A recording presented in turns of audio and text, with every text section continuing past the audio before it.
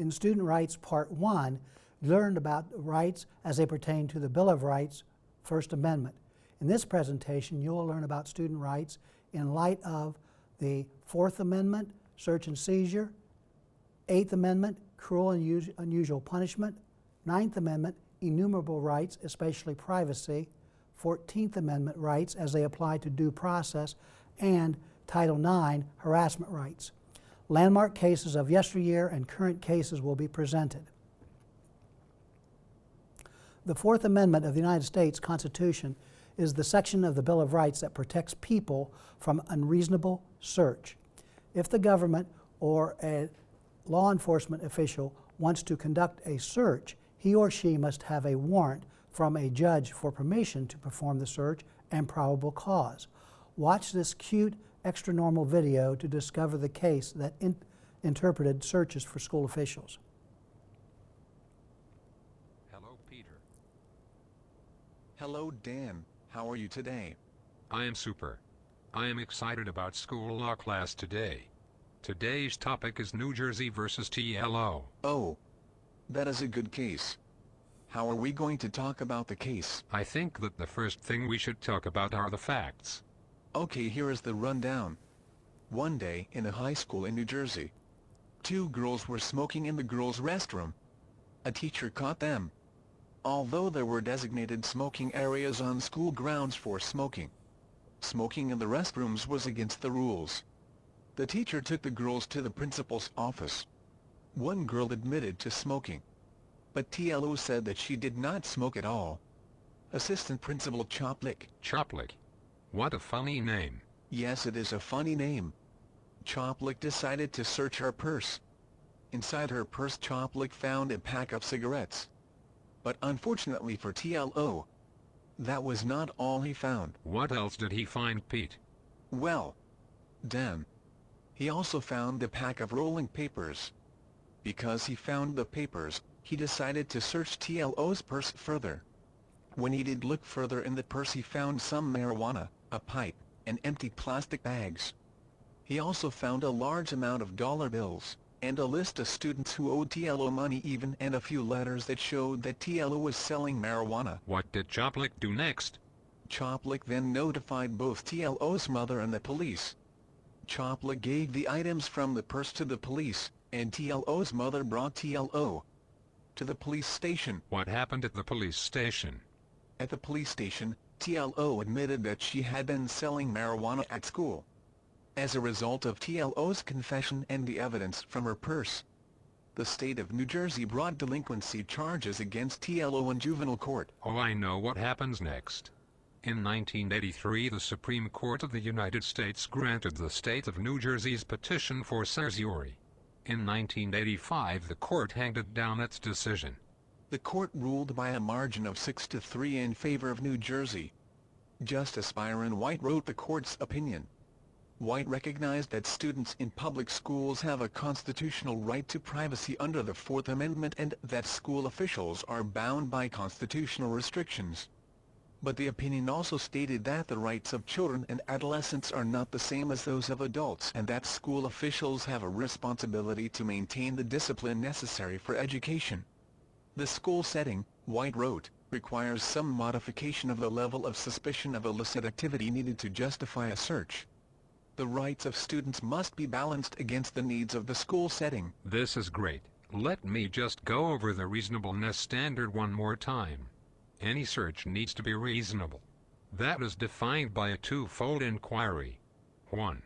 The search is justified at its inception, meaning that there is reasonable grounds that the search will turn up evidence that the student is violating a rule. And 2. The search must be reasonably related to the objectives of the search and not overly intrusive in light of the student's age and gender, and the nature of the infraction. That sums it up very well. I think that this will be a really good class. I do too. I'll see you in the classroom. The search standard by school officials is reasonable suspicion, not probable cause, with a warrant like the police's standard. Since the court decision in New Jersey versus TLO, there have been other cases to uphold school locker searches when reasonableness is present. in regard to Guy Dumas, a Pennsylvania Supreme Court found in favor of the schools when there was suspicious activity to warrant a locker search, although a few others have not been supported by the courts. Book bags are more complex because they belong to the student. However, in DeSelitz versus Clearview Regional Board of Education, a New Jersey Superior Court upheld a book bag search to prevent students from taking contraband on a school trip. In Doe versus Renfro, the Seventh Circuit upheld a canine locker search because there was a reasonable basis that students had drugs in lockers. The search of a car on school property may be acceptable. An Alaskan appellate court upheld an automobile search by school officials in Schamberg versus the state case when the student showed up at school with glassy eyes, slurred speech, and an unsteady gait, creating a reasonable suspicion.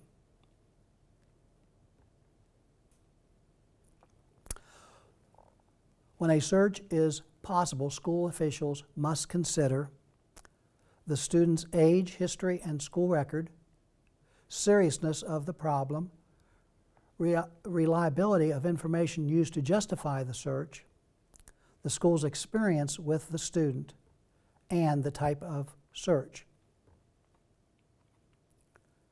Drug testing in schools has proven to have had mixed outcomes. The most famous is Vernonia School District versus Acton in 1995. The school district required all athletes to provide a urine sample prior to the start of a sports season. James Acton challenged the policy after he was suspended from athletics. The Ninth Circuit sided in favor of Acton. However, the school district appealed to the Supreme Court. The Supreme Court upheld the school's decision because athletes have a low level of privacy. To the contrary, in Link versus Northwestern, an Indiana appellate court ruled that random, suspicion-less drug testing was unconstitutional. Last, in Thompson versus Carthage, the Eighth Circuit Court upheld drug testing with reasonable suspicion. In today's digital age, cell phone searches have caused mixed court opinions. The first case I call Dumb, Dumber, and Dumbest. In Klemp versus Nazareth Area School District, students are permitted to carry but not use or display cell phones during school hours. Christopher Klump's cell phone fell out of his pocket and was confiscated by Sean Kimberly Coker, a teacher I call dumb.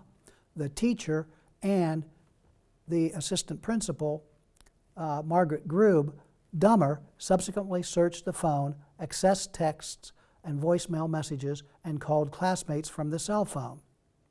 When Christopher's parents found out about the cell phone search, they filed a 10-count lawsuit against the school district seeking compensatory and punitive damages for the alleged unconstitutional search, invasion of privacy, and defamation, because the superintendent, Lesky, dumbest, told the local paper that Christopher was a drug dealer.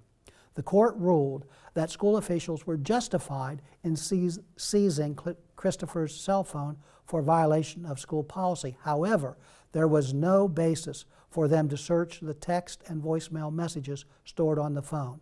The Klumps settled for an undisclosed amount of money. In a similar, more recent situation, the U.S. Sixth Circuit Court in G.C. versus Owensboro Public School concluded that the search of a student's cell phone was not reasonable when an assistant principal viewed 4 text messages. Because the administration knew of GC's past drug abuse and suicidal ideations, they believed evidence of criminal activity or personal harm would exist on his phone. However, 2 of the 3 judges noted that such general knowledge does not warrant a search. Of further note, the court resolved unanimously that the district removed the interdistrict student from school without affording him due process, pre-expulsion hearing, thus violating his constitutional rights. On the other hand, in J.W. versus DeSoto County School District, school personnel confiscated a student's cell phone after he read a text message in class, which violated the school's no possession policy. The administrator searched the phone and found photos that he believed to represent gang activity. Unlike the Klump and J.C. case, the U.S. District Court found the cell phone search reasonable to determine whether the student used the cell phone for illegal gang pursuits and applied a much broader search standard than the judges in G.C. In Koch versus Adams, the Arkansas Supreme Court upheld the school's confiscation of a student's cell phone in accordance with district policy. When a teacher refused to allow the student to remove the SIM card, the student filed suit against the district alleging that the school illegally took his personal property. The court concluded that the district has broad discretion to direct the school's operations. Although there have been a number of cases in lower court, the U.S. Supreme Court has not rendered a decision regarding student cell phone searches. The Ninth Amendment is one of the lesser known. With this amendment, rights that are not listed or enumerable in the Constitution, such as privacy rights, are still legal. One case has emerged from the Ninth Amendment with Fourth Amendment overtures. The school district says they've only utilized the security features to track stolen or missing laptops. But in the case of Harridan High School sophomore Blake Robbins, it's absolutely not true that this was a lost or stolen laptop. Mark Holtzman is the attorney for the Robbins family. They were trying to allege that when Blake was holding two Mike and Ikes in his hand, which he apparently loves and eats religiously, that those were pills and somehow he was involved in selling drugs. And, you know, that's what they wanted to bring to his attention, that's what they were bringing to the parents' attention, but that doesn't fall in line with their stated purpose of why they're turning on these webcams. Now, a hearing for that injunction request will take place Monday here at the federal courthouse. Now, as for the Lower Merion School District, I was told that there would be some new information forthcoming tonight. However, we have yet to hear from them. Thomas. All right, so Julie, the FBI we know is investigating this case. Could it turn into a criminal case? Well, the FBI says that they would not comment or confirm an investigation. However, they did say that if the allegations are true, that it sounds like that state and federal laws were certainly violated. And real quick, before you go, I know the school district issued about 2,000 of these laptops to their high school students. What's the possibility this could become a class action lawsuit? A very good probability, actually, Thomas. That is what the attorney is hoping for. And he said that he has gotten numerous calls from parents of students in that school district who are very interested in being a part of it. All right, Julie Kim reporting live. Julie, thank you. And tonight, for the first time, we're hearing from the student at the center of this controversy. Listen. They thought I was selling drugs because they thought I was popping pills when really I was just eating Mike and Ike's. So they thought that I could possibly be selling drugs too, which they found out they were wrong about. I just hope that they're not watching me. Once again, that student speaking for the first time involved in that federal lawsuit. Meanwhile, the chairman of a Philadelphia law firm says the accusation against the district raises a lot of legal issues over privacy. He says if in fact a photo was taken of that student while at home, expect aggressive legal action around the Fourth Amendment. Then the question is there an invasion of privacy? Is there an unreasonable search of that student's home? And if that's done without a warrant, and clearly there is no warrant here, there's no authorization by any judicial authority to take that picture and in essence search inside that home, then arguably you have a violation of the Fourth Amendment of the United States Constitution. Chef says the invasion of privacy argument is by far and away the strongest legal argument the family has.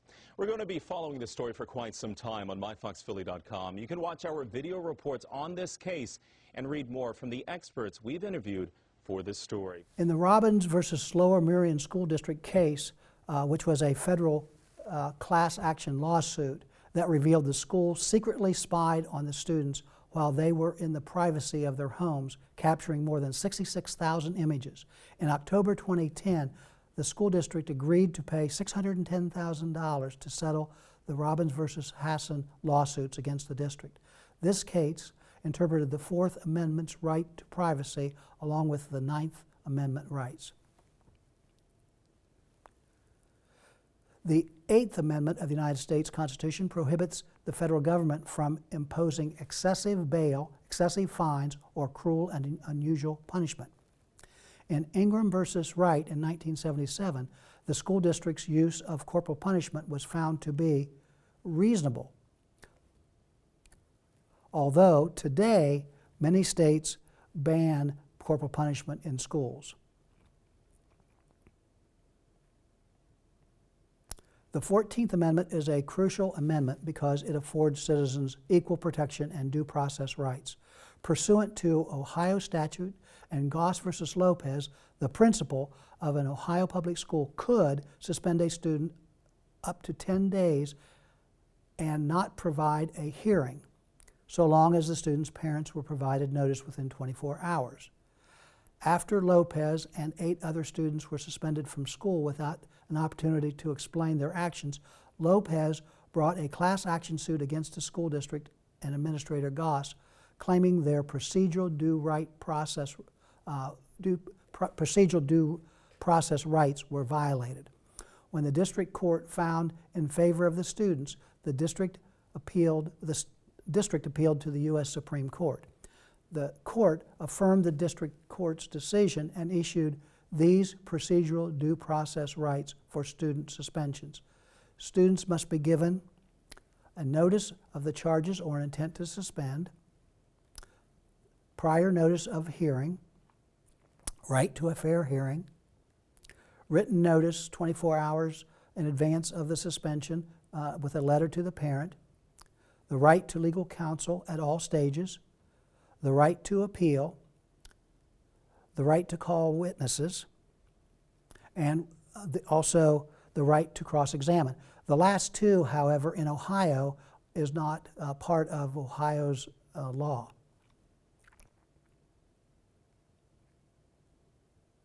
In Franklin versus Gwinnett, Franklin, a female student, filed a complaint for damages alleging that she had been subjected to continual sexual harassment and abuse by a teacher.